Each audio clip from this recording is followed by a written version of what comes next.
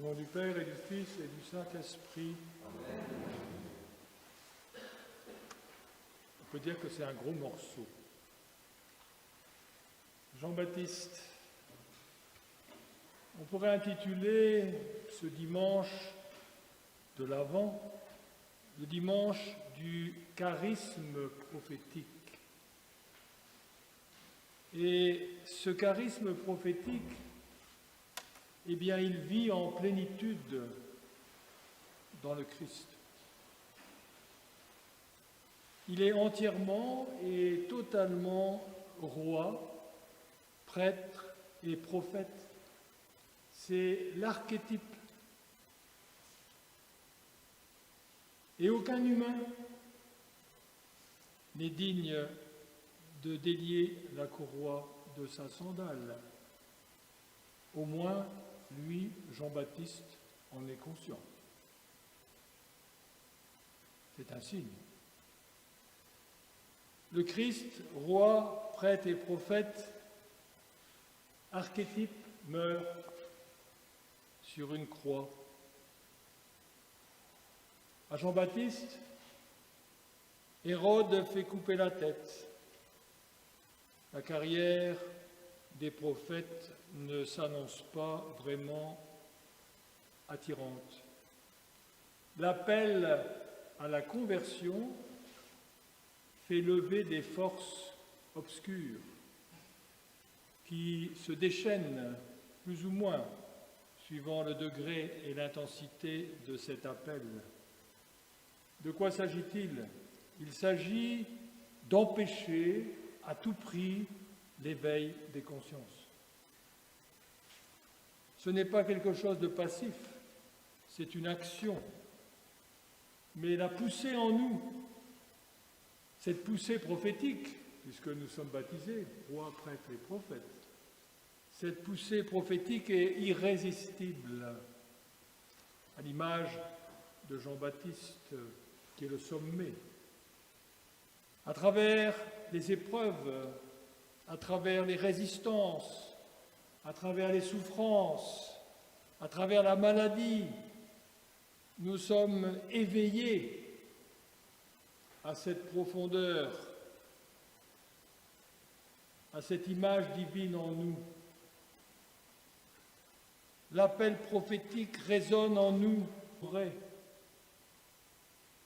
Et cette expérience de ne pas vivre est contrebalancée par cette expérience de vivre, mais généralement portée ou passée aux oubliettes, cette expérience de la vie en nous. Faire anamnèse, se souvenir, cet éveil que nous avons eu à cette profondeur, cette expérience que nous avons eue, et bien souvent se lève en nous le désir de retrouver cette expérience par la volonté, par l'ascèse. Il y a un maître soufi qui dit « Rien n'éloigne autant de Dieu que le désir d'union avec lui ». Il s'agit du piège des prétentions de l'ego à devenir Dieu sans Dieu. Nous venons de l'entendre, Jean-Baptiste dit « Produisez donc un fruit digne du repentir ». Alors je vais vous lire un petit passage du fruit digne du repentir. On ne voit pas très clair ici. L'image divine donnée à chacun d'entre nous est spécifiquement une image trinitaire. Cela signifie que la personne humaine est, à l'instar de la personne de Dieu, échange, don de soi, réciprocité. Voilà les fruits. Échange, don de soi, réciprocité. En tant que personne, je suis ce que je suis uniquement en relation avec d'autres personnes. Mon être humain est un être en relation. Mon être humain est un être en relation. Mon unité personnelle s'accomplit dans la communauté. Mon unité personnelle s'accomplit dans la communauté. Je suis authentiquement humain, authentiquement personnel, que si je suis en relation avec les autres, à la ressemblance de la Trinité, que si à l'instar de Dieu, je m'exprime dans une relation je-tu. J'ai besoin de toi pour être moi-même. Est-ce que l'ego a besoin des autres, puisqu'il est Dieu? C'est le combat à mener de tous ces spirituels coupés des frères et des sœurs, vivant repliés sur eux-mêmes, ces gens qui cherchent comme moi à être Dieu, sans Dieu. M'as-tu vu? Alors ce cri de Jean-Baptiste doit retentir à nos oreilles, parce qu'il s'adresse à nous, pas à ces gens il y a 2000 ans au bord du Jourdain. C'est maintenant qu'il s'adresse à nous, Jean-Baptiste. Qu'est-ce qu'il nous dit? Engeance de vipère. Boum. Engeance de vipère.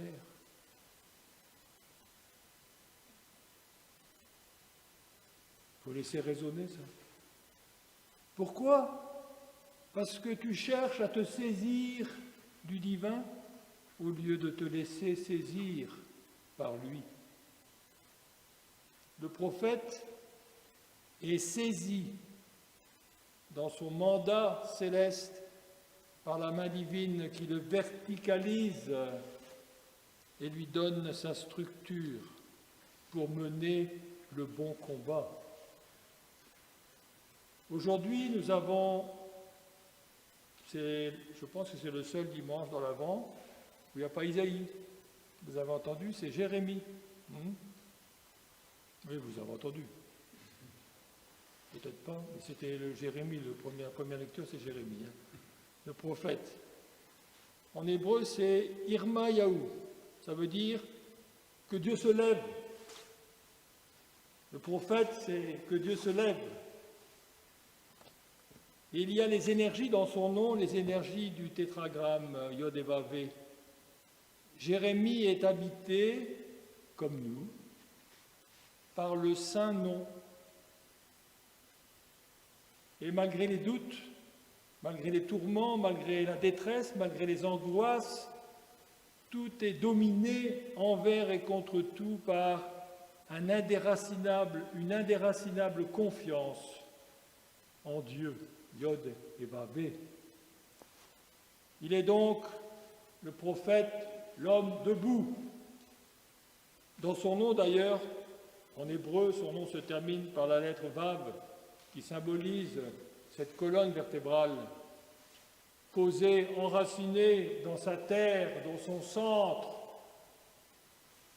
Alors, tout est orienté, tout est bien orienté dans la bonne direction, et c'est orienté vers la puissance de la parole, qui pénètre, dit saint Paul, jusque dans la jointure des os.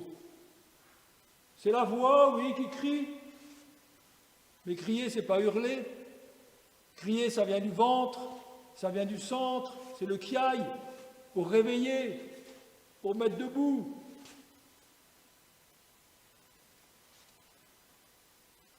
Le souffle qui retentit dans le monde et qui réveille les hommes.